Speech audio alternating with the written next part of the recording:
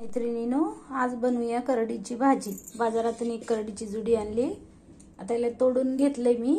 याला धुवून बारीक कट करून घेते। चला तर पाहूया करडी भाजी रेसिपी मूग डाळ टाकून। तर मग पाहूया करडीच्या भाजीची रेसिपी। ही कट करून घेतली स्वच्छ धुवून करडीची भाजी। 1 कप भरून डाळ मी स्वच्छ धुवून घेतली। 1 कांदा कट करून घेतलाय। 5-6 मिरच्या कट केल्यात। मोठं मोठं कट करायचं म्हणजे काढता पण येते। तेल घ्यायचं, तेलाच्या मापातले 2 माप, अर्धी वाटी शेंगदाण्याचं कूट, 1 चमचा हळद, 1 चमचा मीठ आणि 5-6 पाकळ्या लसूण कुटून घेतलाय। चला तर मग पाहूया रेसिपी। गॅस चालू करून घेतलाय, कढई ठेवली, 2 पळी तेल घालून घेऊया। चला तर मग फोडणी तयार करूया। तेल गरम झाले। आता आपण लसूण टाकून घेऊया 5-6 पाकळ्या। मी जो कांदा केलाय तो टाकूया। ज्या 5-6 मिरच्या आहेत त्या पण टाकूया।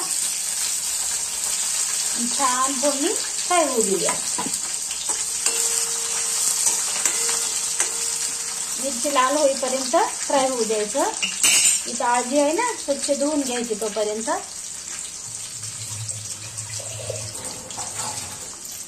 हे पहा, त्यातलं पाणी काढून घेतलंय। थोडासा कांदा लालसर फ्राय होऊ द्यायचा। हे पहा, यात आपण हे हळद आणि मीठ टाकून घेऊया।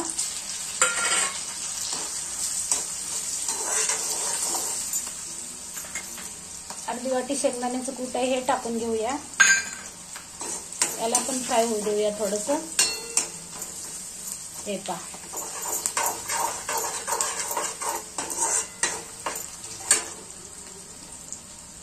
यात आपण ही करडीची भाजी स्वच्छ धुवून घेतलेली आहे ना, ती पण टाकून घेऊया। हे पहा,